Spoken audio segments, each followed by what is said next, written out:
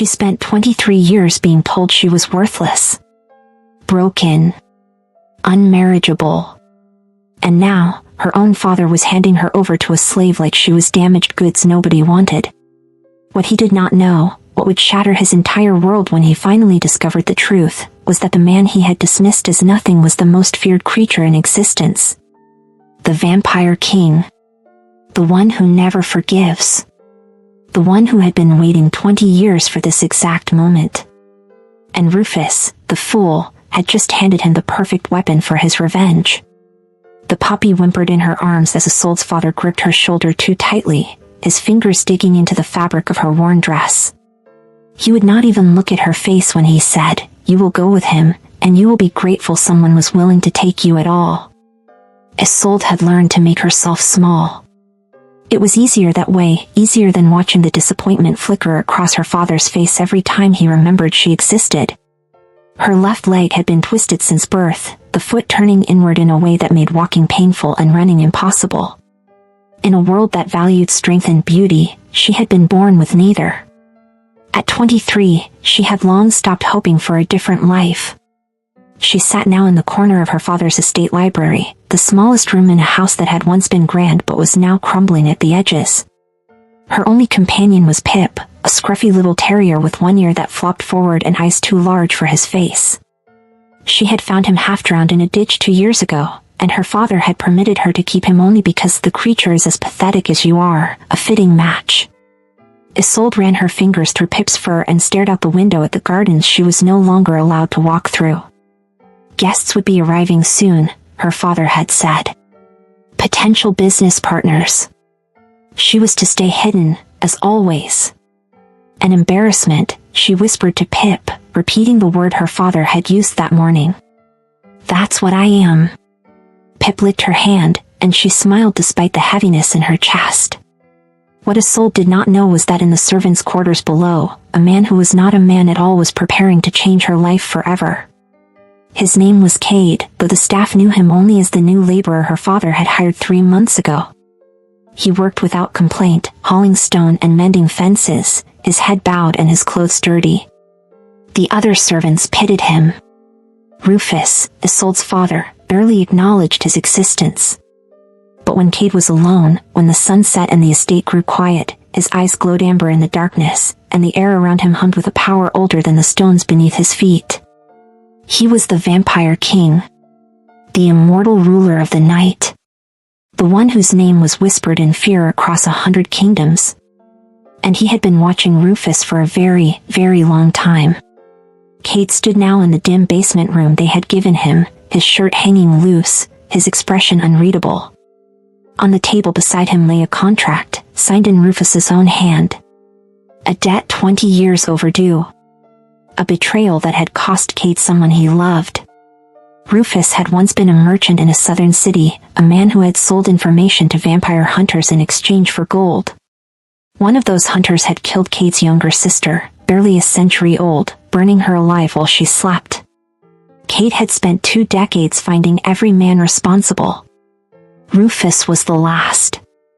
But Cade did not believe in quick deaths. He believed in poetic justice. In taking from a man the thing he valued most and making him watch as it slipped through his fingers. He had expected Rufus to value his wealth, his reputation, perhaps his legacy. He had not expected Isolde. The girl with the twisted leg and the sad eyes who sat alone in the library every day, reading to a dog that loved her. The girl her father spoke of with contempt. The girl Rufus was now, in his desperation to rid himself of burden, offering to Cade. Cade tilted his head, a slow smile spreading across his face. It was not a kind smile. It was the smile of a predator who had just realized the hunt would be far more interesting than anticipated. Well then, he murmured to the darkness. "Let us see what dear Rufus has handed me." Upstairs, Isolde heard her father's heavy footsteps approaching. Pip growled low in his throat, and she shushed him gently, her heart already sinking. The door opened. Rufus did not greet her. He simply said, "Come. Now." She rose carefully, her leg aching as it always did, and followed him down the hall, Pip trotting anxiously at her heels. Her father led her to the drawing room, where a man stood with his back to them, gazing out the window.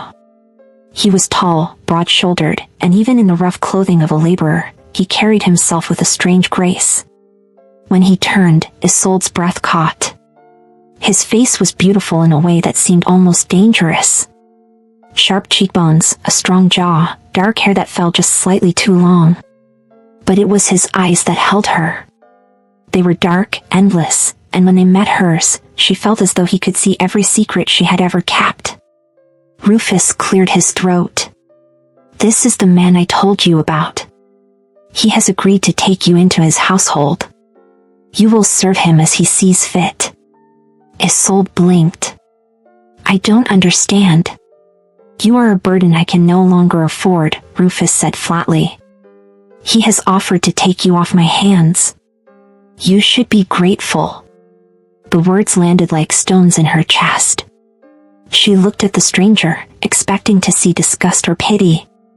Instead, she saw something that looked almost like fury, but it was not directed at her. Cade stepped forward, his movements slow and deliberate, and the air in the room seemed to shift. He did not look at Rufus. He looked only at Isolde. "Your father and I have made an arrangement," Cade said, and his voice was low, smooth, with an accent she could not place. "You and your companion will come with me. You will want for nothing. And you will never be called a burden again." Isolde's hands trembled. "I don't even know who you are." Cade's smile was sharp, dangerous, and absolutely captivating. "No," he said softly. "You don't. But you will." He turned then to Rufus, and though his expression remained pleasant, there was something in his eyes that made the older man take a step back. "We have an accord, do we not, Rufus?" Cade asked, his tone light, almost playful. But there was an edge beneath it, like a blade hidden in silk. Rufus nodded quickly. "Yes. Yes, take her. Today. Now, if you wish." "Oh, I do wish," Cade said.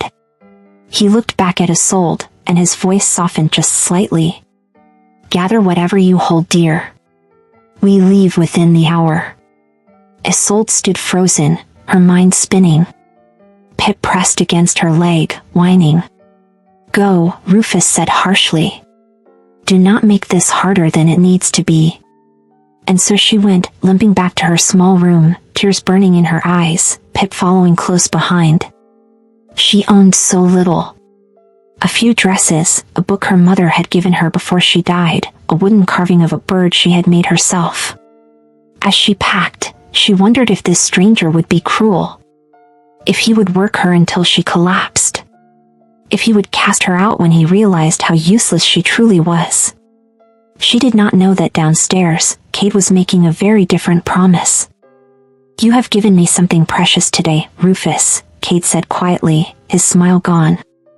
"And you do not even know it. But you will. When you realize what you have lost, when you come begging to see her, I will remind you of this moment. I will remind you that you called her a burden. And I will make certain you spend the rest of your miserable life regretting it." Rufus laughed nervously. "She is a cripple.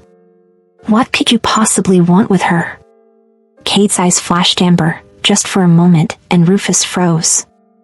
"That," Cade said softly, "is no longer your concern.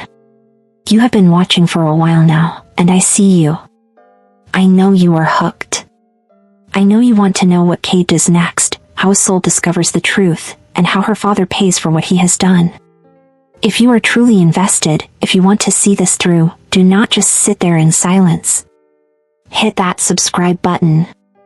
Join the fastest growing vampire love stories community. We are building something special here, and I want you to be part of it. Also, tell me in the comments, where in the world are you watching this from? I would absolutely love to know where this story is reaching. Now, let me ask you this.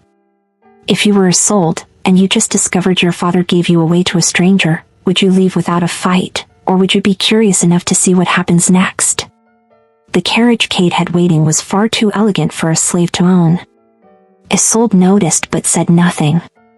She sat across from him, Pip trembling on her lap, her small bundle of belongings beside her. The silence stretched between them like a wire-pulled taut. Cade watched her with an intensity that made her skin prickle. Not with fear exactly, but with something else, something she had no name for. "You are afraid," he said finally. It was not a question. "Wouldn't you be?" Isolde replied, surprised by the steadiness in her own voice. His lips curved into a smile, and for a moment, she forgot to breathe. "I have not been afraid in a very long time. But yes, I suppose in your position, I might be." "What do you want with me?" she asked. "My father said you needed a servant, but you do not look at me the way one looks at a servant." Cade leaned forward, resting his elbows on his knees, and the space between them seemed to shrink. "How do I look at you, then?" "Like I am a puzzle you are trying to solve." He laughed, a low, rich sound that filled the carriage. "Clever. Your father is a fool for not seeing it. My father sees only what is broken. Then he is blind as well as foolish." The carriage hit a bump, and Isolde winced as her leg twisted painfully.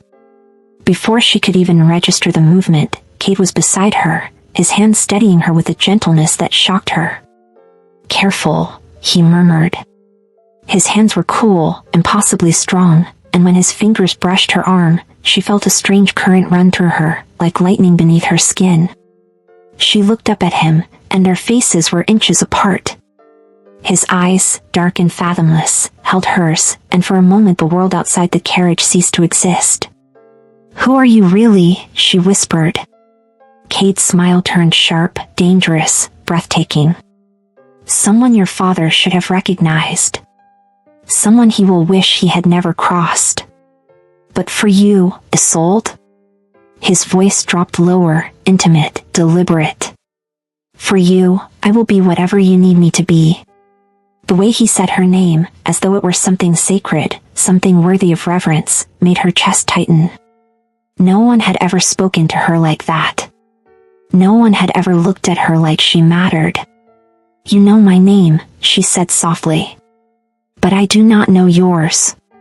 "Cade," he said, and then, with a glint of mischief in his eyes, he added, "though some call me other things."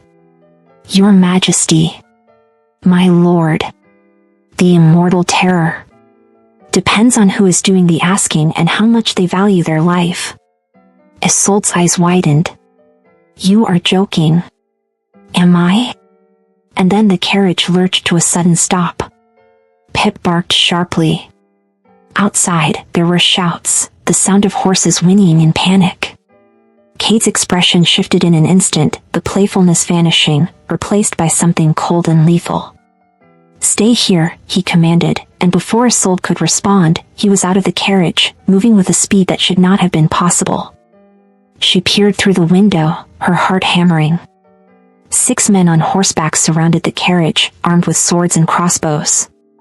Bandits, from the look of them. Their leader, a scarred man with a cruel grin, pointed his blade at Cade. "Nice carriage for a working man. Hand over your coin and the girl, and we might let you live." Cade stood perfectly still, his hands loose at his sides. And then he smiled. It was not a kind smile. It was the smile of an apex predator who had just been given permission to hunt. "Gentlemen," Cade said, his voice carrying easily over the sound of restless horses. "I am going to give you one chance. One. Leave now, and I will allow you to keep your lives.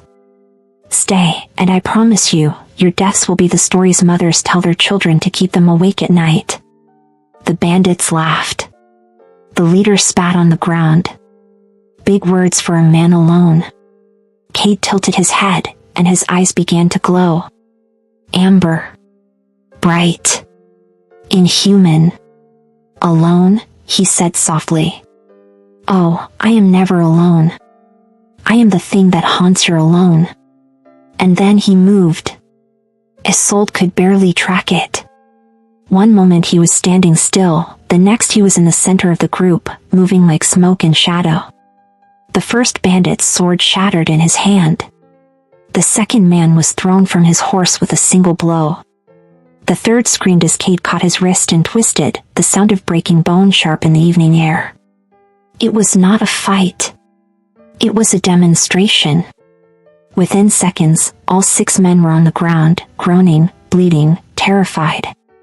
Cade stood over them, not even breathing hard, his eyes still glowing in the dim light. "Run," he said quietly. "And pray I never see your faces again." They ran, stumbling over each other in their panic, leaving their weapons and horses behind. Cade turned back to the carriage, and as he walked, the glow faded from his eyes. By the time he opened the door, he looked almost human again. Almost. Isolde stared at him, her mouth open, Pip silent in her arms. "You," she breathed. "You are not human." Cade climbed back into the carriage and sat across from her, smoothing his shirt as though he had not just destroyed 6 armed men in the span of a heartbeat. "No," he said simply. "I am not." "What are you?" He met her eyes, and there was no deception in his gaze, no cruelty. Only honesty. "I am a vampire," Isolde. "And not just any vampire. I am their king." The words hung in the air between them, heavy and impossible. Isolde's grip on Pip tightened, her mind racing. Vampires. She had heard the stories, the warnings whispered by firelight. Bloodthirsty monsters. Killers in the dark. Creatures without souls.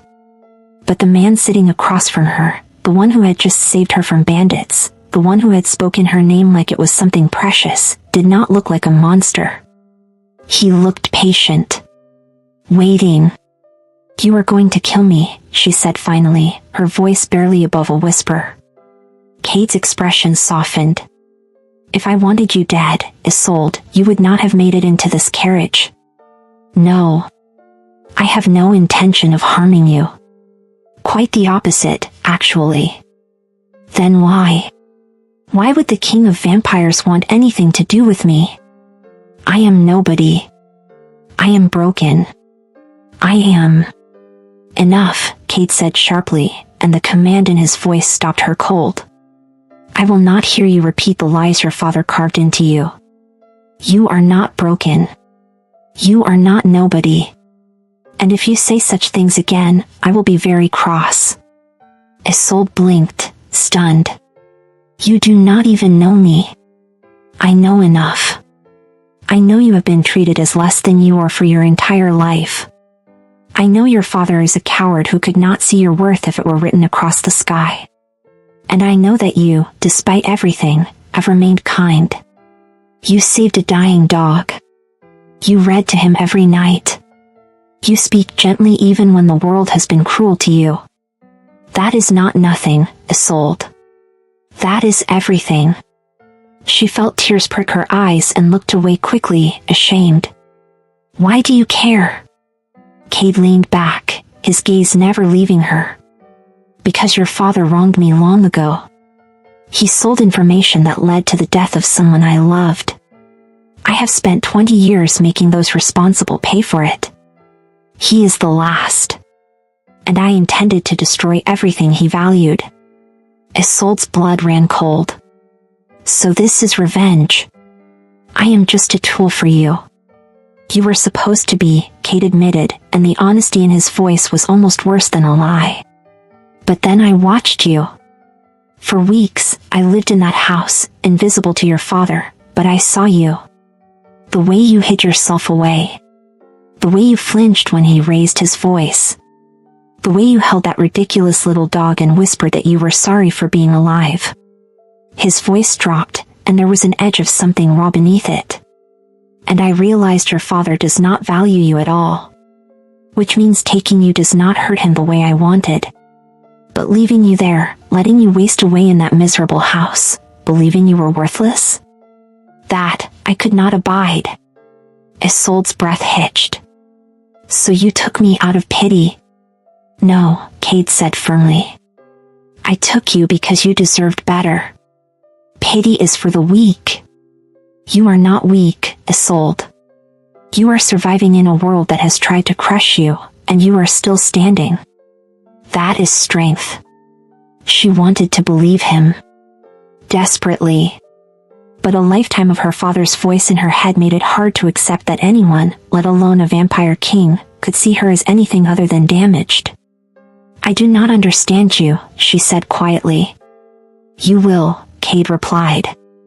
In time. The carriage began to move again, and Isolde sat in silence, her mind spinning. Every instinct told her to be afraid. He was a vampire. A killer. A creature of darkness. But when she looked at him, all she saw was the man who had spoken her name with reverence, who had defended her worth when no one else ever had. She did not know what to do with that. So she did the only thing she could. She held Pip close, stared out the window, and tried very hard not to think about the way her heart had raced when Cade's hands had steadied her. The estate Cade brought her to was nothing like her father's crumbling house. It was a sprawling manor carved from dark stone, surrounded by forests that seemed to whisper secrets. Porches lined the long driveway, and as the carriage pulled up, servants appeared, silent and efficient. They did not look at Isolde with pity or disgust. They simply bowed and waited for Cade's instructions. Prepare the east wing, Cade said as he stepped down. The room with the garden view. And bring food, something warm. She has had a long journey. He turned and offered Isolde his hand. She hesitated, then took it, letting him help her down. Her leg buckled slightly, and again, his hands were there, steadying her with that same impossible gentleness. I can walk, she said, more defensively than she intended. I know, Cade replied. But you do not have to prove anything to me. A woman appeared at the door, older, with sharp eyes and a no-nonsense air. My lord, she said, bowing her head. Welcome back. Griselda, this is Isolde. She is to be treated as an honored guest. See that she has everything she needs. Griselda's eyes flicked to Isolde, assessing, and then she nodded. Of course, my lord. This way, miss. Isolde glanced back at Cade, uncertain. He gave her a small, reassuring smile. Go. Rest. I will check on you later. She followed Griselda through halls lined with paintings and tapestries, up a grand staircase, and into a room that took her breath away. It was larger than the entire library back home. A four-poster bed dominated the space, draped in deep blue fabric. A fireplace crackled with warmth. And beyond the wide windows, she could see a garden bathed in moonlight. The master does not usually bring guests, Griselda said as she lit more candles.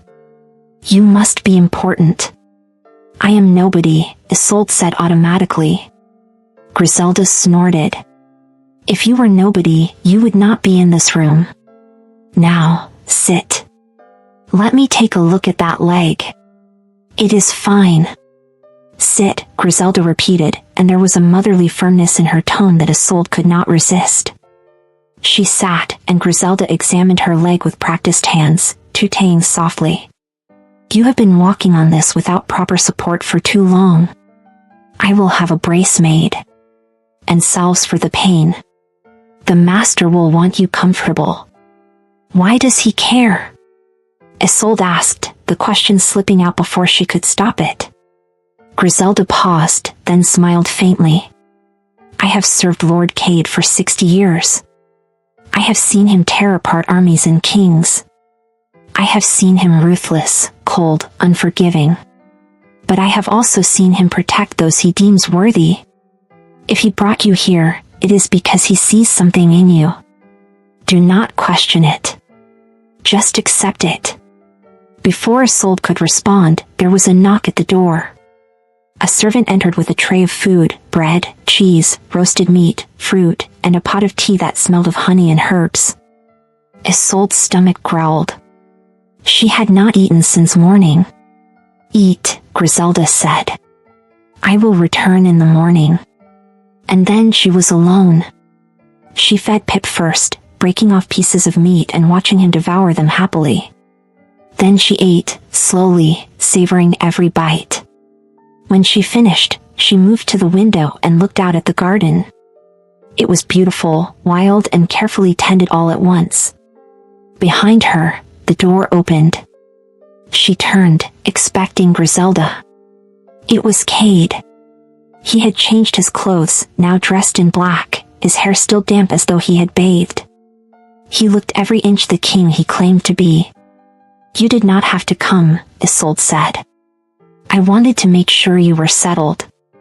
He stepped into the room, his gaze sweeping over her. "Griselda is taking care of you?" "Yes. She is kind. She is practical. But yes, she is kind when she chooses to be." He moved to the window and stood beside her, looking out at the garden. "Do you like it?" "It is beautiful." "It was my sister's favorite place," Cade said quietly. "She would spend hours out there, talking to the flowers. She said they listened better than I did." Isolde looked at him, startled by the vulnerability in his voice. "The sister your father's information helped kill?" "Yes." "I am sorry. It was not your fault." "No. But I am still sorry." They stood in silence for a moment, the weight of shared grief settling between them.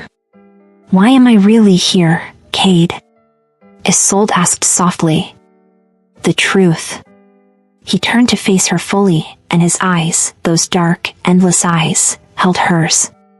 "Because I have spent centuries surrounded by people who want something from me. Power. Protection. Favor. But you do not even know what to ask for. And that, Isolde, is rarer than you know. You are here because I want you to be. And because I think, perhaps, you might want to be here too. Even if you do not realize it yet." Her heart hammered in her chest. "You are wrong. I do not belong in a place like this." "Then we will make it a place where you do," Cade said simply. And with that, he turned and left, closing the door quietly behind him. Isolde stood frozen, Pip curling up on the bed behind her, and for the first time in her life, she wondered if maybe, just maybe, she was not as unwanted as she had always believed. 3 days passed like a dream Isolde was afraid to wake from. Cade gave her space, but his presence was always felt. She would find books on her nightstand that she had mentioned wanting to read.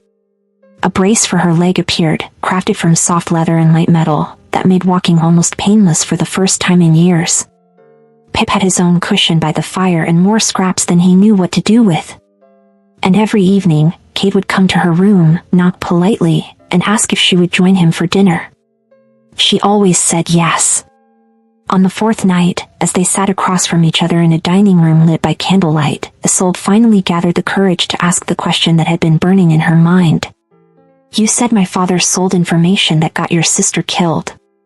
What did he tell them?" Cade's fork paused halfway to his mouth. He set it down carefully, his expression unreadable. "Are you certain you want to know?" "Yes." He leaned back in his chair, swirling the wine in his glass. 20 years ago, your father was a merchant in the southern port city of Ashmere. He dealt in rare goods, information, secrets. He sold to anyone who would pay. Vampire hunters came to him, looking for nests, locations, weaknesses.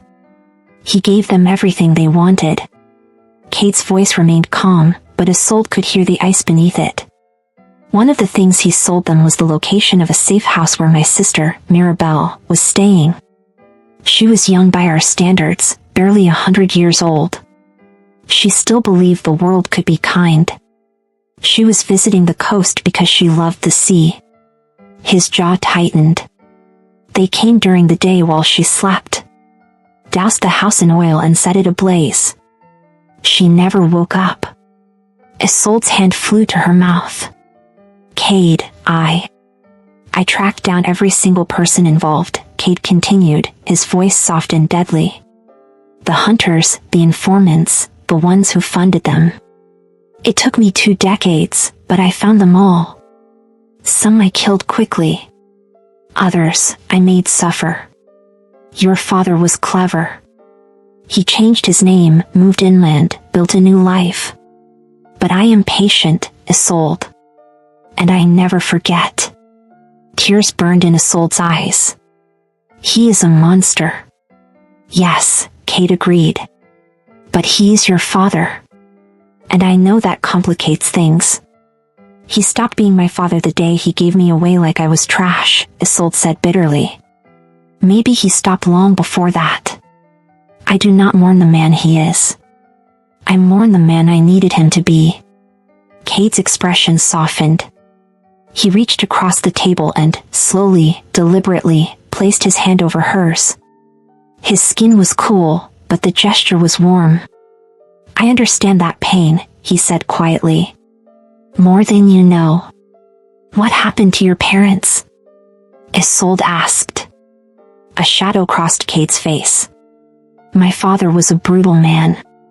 He believed power was everything, that love made you weak. He tried to kill me when I refused to execute Mirabelle for showing mercy to a human child. I killed him instead.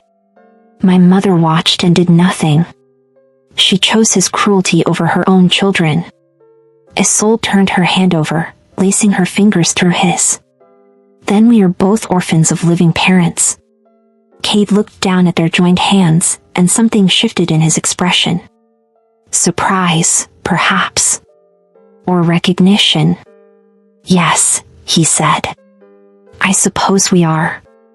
They sat like that for a long moment, the silence no longer uncomfortable but strangely intimate. I brought you something, Kate said finally, releasing her hand and reaching into his jacket. He pulled out a folded piece of parchment and slid it across the table. Isolde opened it carefully. It was a deed. To her father's estate. Her eyes widened. I do not understand. Your father is drowning in debt, Kate explained. Has been for years. I have been buying up his creditors, piece by piece. As of yesterday, I own everything he has. The house, the land, the business. All of it. Isolde stared at him. You are going to destroy him. I am going to give him a choice, Kate corrected. He can sign everything over to you, his only heir, and walk away with his life and a small stipend. Or he can refuse, and I will take it all anyway and leave him with nothing but the memory of what he lost. Why would you give it to me? Isolde whispered. Kate's smile was sharp, wicked, and absolutely devastating. Because the moment he realizes that his crippled, unmarriageable daughter now owns everything he spent his life building, the moment he understands that you are worth more than he ever was, that will hurt him more than any death I could give him. And you, Isolde, will have the power to decide whether he ever sees a single coin of it. Isolde's breath caught. It was cruel. It was brilliant. It was justice. You are terrifying, she said. I know. Kate's grin widened. But am I wrong? She looked down at the deed, her father's legacy, now hers. No, she admitted. You are not wrong. Good. Then it is settled. Tomorrow, we will pay your father a visit. And you will see what it feels like to be the one with the power. That night, Isolde could not sleep. She stood in the garden, Pip sniffing around the flower beds, her mind racing. Tomorrow, she would face her father. Tomorrow, everything would change. She heard footsteps behind her and turned to find Kate approaching, 2 glasses of wine in his hands. I thought you might need this, he said, offering her one. She took it gratefully. Do you ever sleep? Not often. One of the perks of being a vampire. More time to brood dramatically and plot revenge. Despite herself, Isolde laughed. You are not at all what I expected. What did you expect? Cape, fangs, maniacal laughter? Something like that. Kate sat on the stone bench near the fountain and patted the space beside him. Isolde hesitated, then sat, careful to keep a small distance between them. I wore a cape once, Cade said thoughtfully. 15th century. It was very fashionable. But then I got it caught in a door during a dramatic exit, and I decided they were more trouble than they worth. Isolde laughed again, the sound surprising her. You are ridiculous. I am multifaceted, Cade corrected with mock indignation. I contain multitudes. Terror and charm, vengeance and wit. It is exhausting, honestly. She shook her head, smiling despite everything. How do you do that? Do what? Make me forget, even for a moment, how complicated everything is. Cade's expression grew serious. Because you deserve moments where you are not carrying the weight of other people's cruelty. You deserve to laugh, Isolde. You deserve to feel light. Her smile faded, replaced by something deeper, more vulnerable. I have not felt light in a very long time. Then stay, Cade said softly. Stay here, where no one will make you feel small. Stay and let me show you what it is like to be seen. Why do you care so much? Isolde asked, the question barely a whisper. You could have your revenge without any of this. Without me. Cade was quiet for a long moment, his gaze fixed on the stars above. When he finally spoke, his voice was raw in a way she had never heard. Because when I watched you in that house, sitting alone with your dog, reading by candlelight, I saw someone who had been told she was worthless so many times she started to believe it. And I know what that feels like. My father told me love was weakness. That caring made you vulnerable. I believed him for a long time. I became exactly what he wanted. Cold. Ruthless. Unfeeling. He turned to look at her, and his eyes were bright with something that looked almost like pain. But Mirabelle never stopped loving me. Never stopped believing I could be more than our father's weapon. And when she died, I realized she was right. Love is not weakness. It is the only thing that makes this endless existence bearable. He reached out slowly, giving her time to pull away, and tucked a strand of hair behind her ear. You remind me of her. Not in appearance, but in spirit. You have been broken down and beaten, and yet you still have kindness in you. You still have hope. And I will be damned twice over before I let the world take that from you. Isolde's eyes filled with tears. I am not strong like you think I am. You are stronger, Cade said firmly. I have had centuries and power beyond measure. You have had nothing but pain and rejection, and you are still here. Still fighting. That is true strength. A tear slipped down her cheek, and before she could wipe it away, Cade did, his thumb gentle against her skin. Stay, he said again. Not as a tool for revenge. Not as a guest. Stay because you want to. Stay because here, you are valued. You are seen. You are cherished. The word cherished hung in the air between them, heavy with meaning. Isolde's voice shook when she spoke. I do not know how. Then let me teach you, Cade whispered. And there, in the moonlit garden, with Pip curled at their feet and the world quiet around them, Isolde let herself believe, just for a moment, that maybe she could be wanted after all. Cade stood and offered his hand. Come. There is something I want to show you. She took his hand, and he led her through the garden to a small greenhouse she had not noticed before. Inside, the air was warm and fragrant with flowers that bloomed even in the darkness. Mirabelle planted these, Cade said softly. Moonflowers. They only bloom at night. She said they were like us. Beautiful in the darkness. Isolde reached out to touch one of the pale, luminous petals. They are extraordinary. So are you, Cade said. She turned to him, and found him watching her with an expression that made her heart stutter. Cade. You do not have to say anything, he said quickly. I just needed you to hear it. You are extraordinary, Isolde. And tomorrow, when we face your father, I will make certain he knows it too. What do you think Isolde's father will do when he sees her again, now that she holds all the power? Drop your thoughts in the comments. The carriage ride back to her father's estate felt like traveling through a nightmare. Isolde's hands trembled despite the brace that made walking easier, despite Kate's steady presence beside her, despite Pip's warm weight in her lap. You do not have to do this, Kate said quietly. I can handle this alone. No, Isolde said, her voice firmer than she felt. I need to see his face. I need him to see me. Kate's expression filled with something that looked like pride. Then I will be right beside you.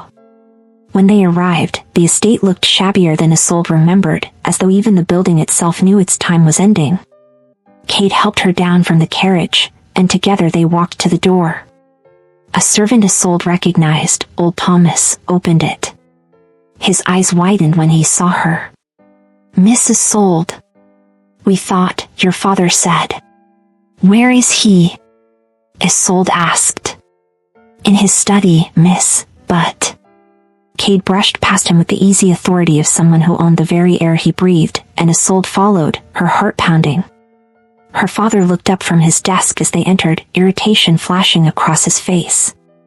What is the meaning of this? I told you to take her in. He stopped abruptly as Kate closed the door behind them with a soft, deliberate click. Hello, Rufus, Kate said pleasantly. We need to have a conversation. Rufus's eyes narrowed. I gave you what you wanted. Our business is concluded.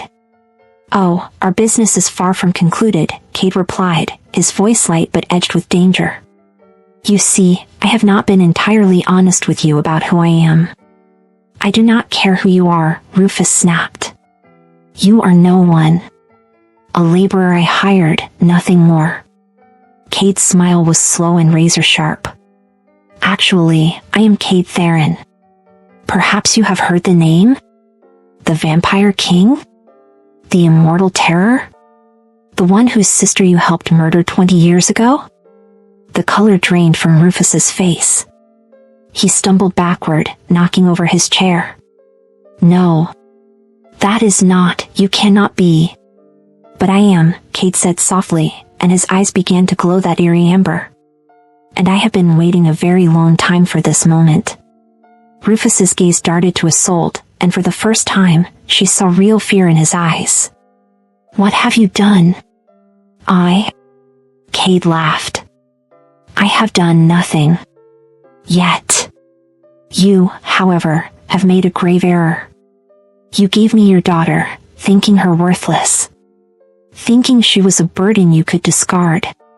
But Isolde is worth more than you could possibly comprehend. He placed a leather folder on the desk. These are your debts. Every single one. I own them all.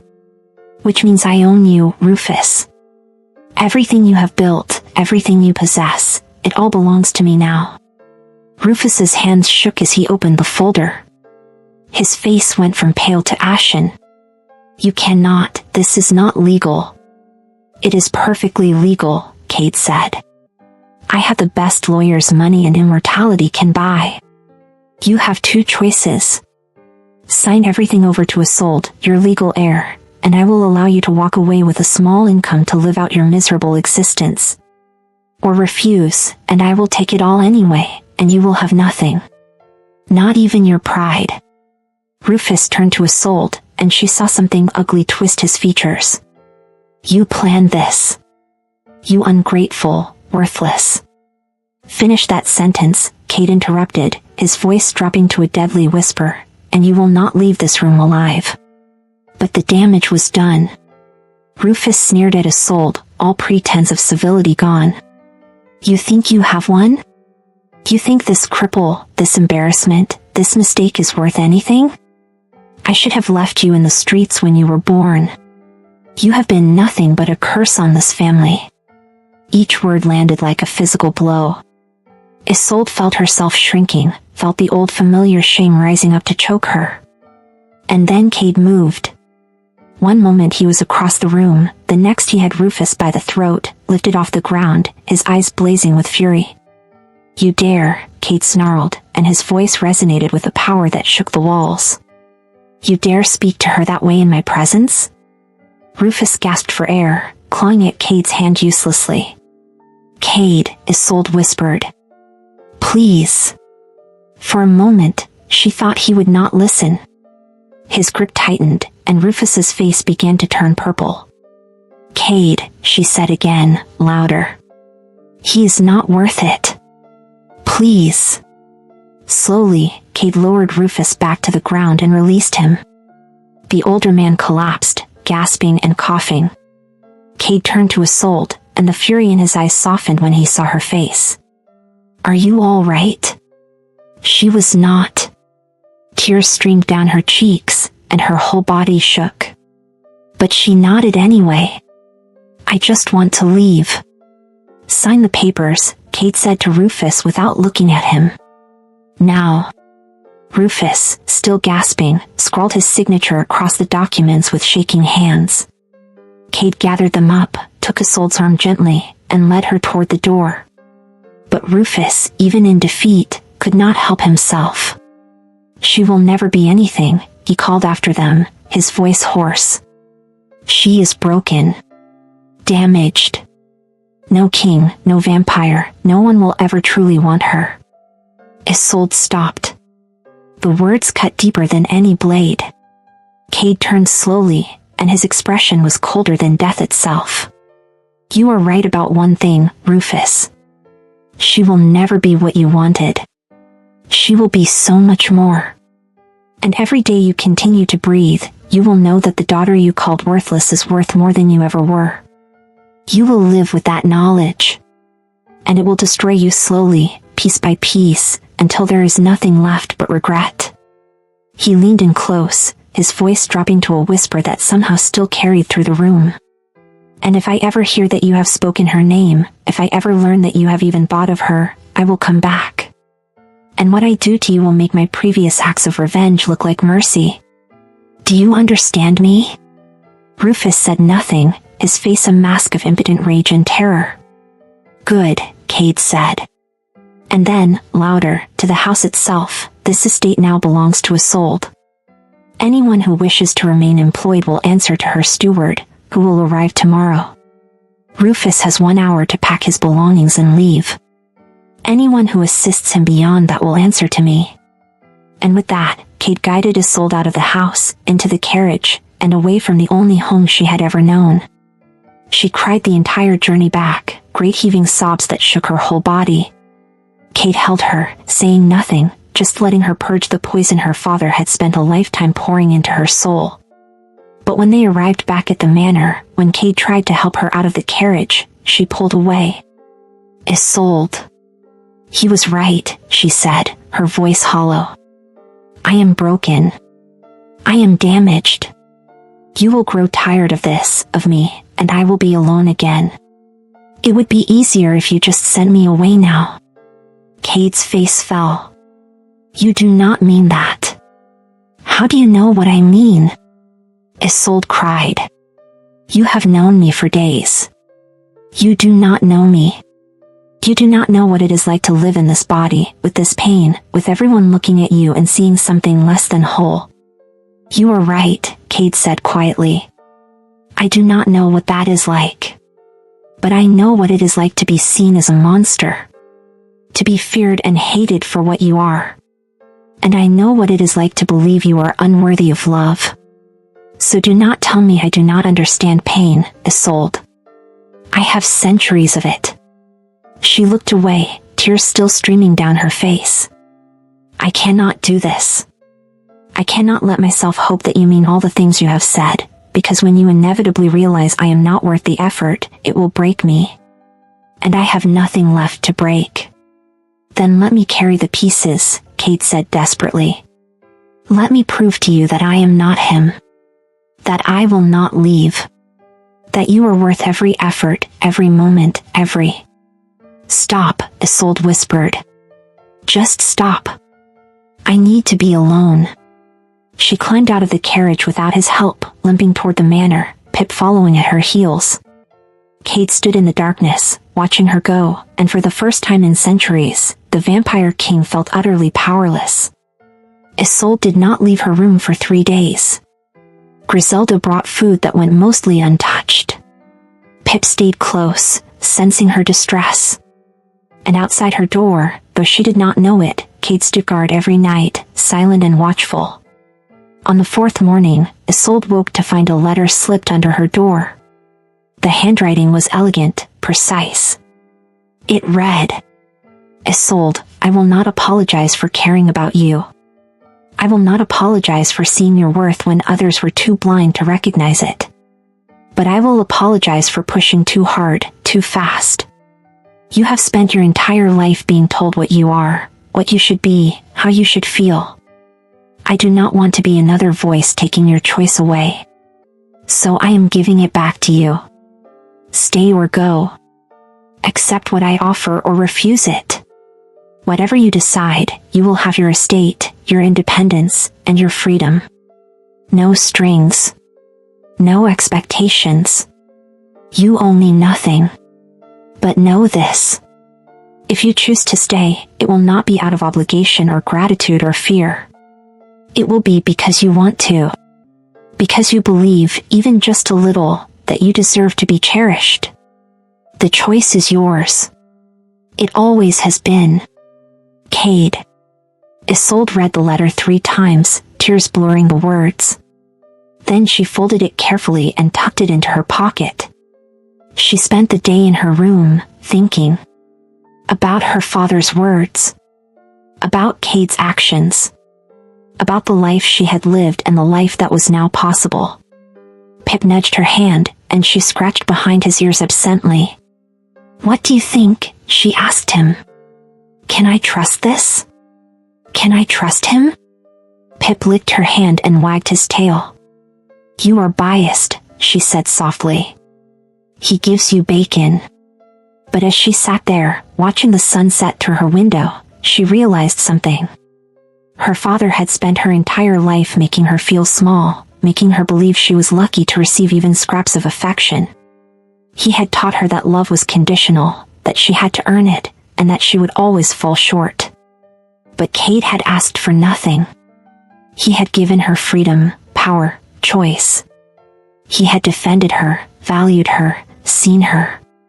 And when she had pushed him away, he had not punished her or withdrawn his care.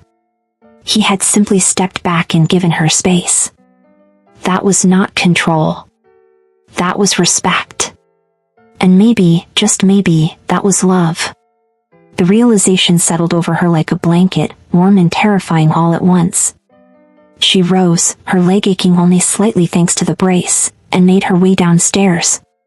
The manor was quiet, most of the staff retired for the evening. She found Griselda in the kitchen, kneading dough. "Where is he?"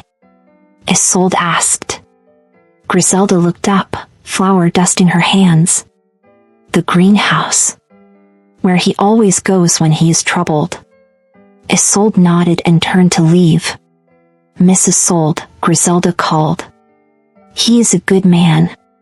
"Well, not a man, but you understand my meaning. In all my years here, I have never seen him care for anyone the way he cares for you. Do not let your father's poison convince you otherwise." "I am trying not to," Isolde said quietly. She found Cade in the greenhouse, sitting among Mirabelle's moonflowers, staring at nothing.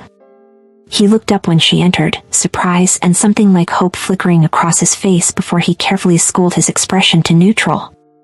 "Isolde, I read your letter," she said. "And?" She moved closer, her heart pounding. "And I am terrified." Cade's expression softened. "Of me? Of this? Of believing that I could be wanted and then discovering I was wrong? Of letting myself hope?" "Hope is terrifying," Cade agreed quietly. "It is the most dangerous thing we can carry. Because it means we have something to lose." "Then why offer it to me?" Isolde asked. "Why not just let me go? It would be easier." Cade stood, moving toward her with that predatory grace that should have frightened her but somehow did not. Because easy is not the same as right. Because you deserve someone willing to fight for you, even when you cannot fight for yourself. Because when I look at you, I do not see broken or damaged or less than. I see someone brave enough to survive a world that tried to crush her. I see someone kind enough to love a dying dog. I see someone strong enough to stand in front of her abuser and not crumble. And I see someone I would very much like to know for the next few centuries, if she will allow it. Isolde's breath caught. Centuries? I am immortal, Isolde. I could make you immortal too, if you wanted. But that is a conversation for another day. Right now, I just need to know. Do you want to stay? Not because you have nowhere else to go. Not because you feel obligated. But because you want to. She looked up at him, at this impossible man who was not a man, this king who had knelt before her brokenness and called it strength. And she realized that her father had been wrong about so many things. But he had been wrong most of all about this. She was not unlovable. She had simply been loving the wrong people. I want to stay, she whispered. Cade's eyes closed briefly, relief washing over his features. You are certain? No, Isolde admitted. I am terrified and uncertain, and I still do not fully understand why you care. But I want to stay anyway. I want to learn what it feels like to be chosen. Then stay, Cade said softly. And let me spend however long it takes proving to you that you were always worth choosing. He reached out slowly, giving her every chance to pull away, and cupped her face gently in his hands. I am going to ask you something, and I need you to answer honestly. Do you want me to kiss you? Isolde's heart felt like it might burst from her chest. Yes. Are you sure? Because once I start, I am not certain I will want to stop. Then do not stop, Isolde breathed. And Cade kissed her. It was soft at first, gentle, reverent, as though she were something precious that might break. But when she sighed against his mouth and her hands came up to grip his shirt, pulling him closer, the kiss deepened, became something urgent and real and absolutely right. When they finally broke apart, both breathing hard, Cade rested his forehead against hers. I have lived for centuries, he murmured. I have seen empires rise and fall. I have tasted every pleasure the world has to offer. And nothing has ever felt like this. Isolde laughed, the sound watery but genuine. You are going to spoil me. That is the idea, Cade said, grinning. I am going to spoil you so thoroughly that you forget what it ever felt like to be treated as anything less than extraordinary. I think, Isolde said slowly, I would like that very much. 6 months later, Isolde stood in the gardens of her estate, the one that had once belonged to her father, watching as workers transformed it into something new. She had kept some of the staff who had been kind to her over the years, pensioned off the rest generously, and hired people who understood that this was no longer a house of shame but a home of second chances. She had turned the East Wing into a sanctuary for women and children who had nowhere else to go. The forgotten, the dismissed, the ones society had deemed worthless. They found refuge here, and purpose, and the space to heal. Cade had helped her design every aspect of it, but he had insisted it be hers. Her vision. Her legacy. You are changing the world, he had told her. I am just lucky enough to watch. Now, as the sun set and the first stars appeared, Isolde heard familiar footsteps behind her. She smiled before she even turned around. Cade wrapped his arms around her from behind, resting his chin on her shoulder. How are you feeling?